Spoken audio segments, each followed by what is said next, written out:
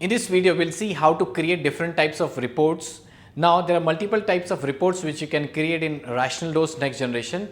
Let us say if you want to create an audit history, a traceability report, a requirement specification report, and so on. So let us see that how do we create it. So first thing is I'll just go to this report and click on this generate report. Now, I've taken a JK banking sample application. So I've got this 5 different types of reports. Based on your project which you have taken, the template, the reports might keep on changing. It can be less or minus or plus or minus here.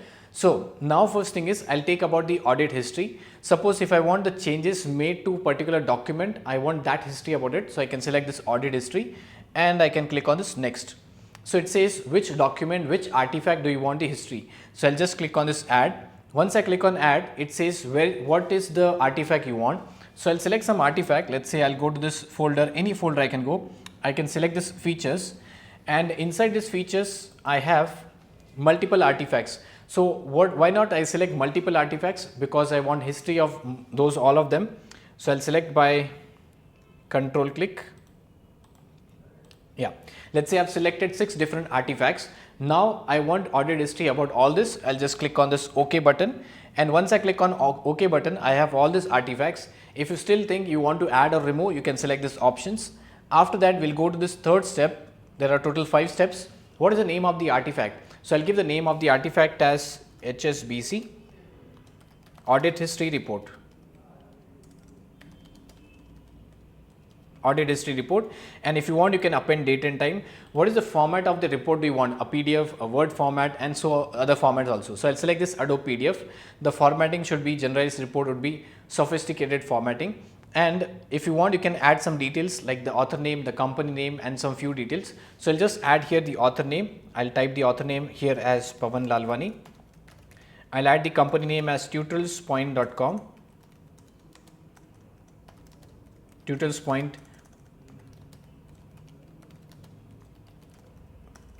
Private Limited, and so on. So if you want to add some details, you can keep on adding. If you still think you don't want to add the details, you can just skip it. The only mandatory field is name, which is star marked, so that you have to fill it. And after that, you can just click on this next. Now the fourth step is save report to a project. Do you want to save a report to a project? I'll say as yes, save report to a project.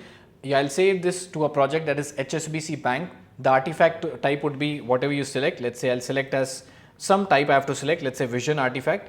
And now what is the folder? Which folder do you want to paste that artifact? The report. So I'll just click on this pick folder, and I'll pick up this reports folder, and I'll click on OK. After that, if you want, you can just add some tags if required.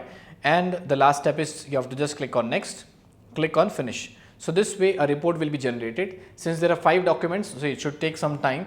If there are very less documents, the time would be less. So let us see that. After the report is created, it says open the report while the wizard is closed. So once you close this wizard and the report will open, I'll just click on this close. Now if you see, this is a PDF document which is created, that is the audit history, and the project name prepared by Pavan Lalwani, the time and date, everything is given here.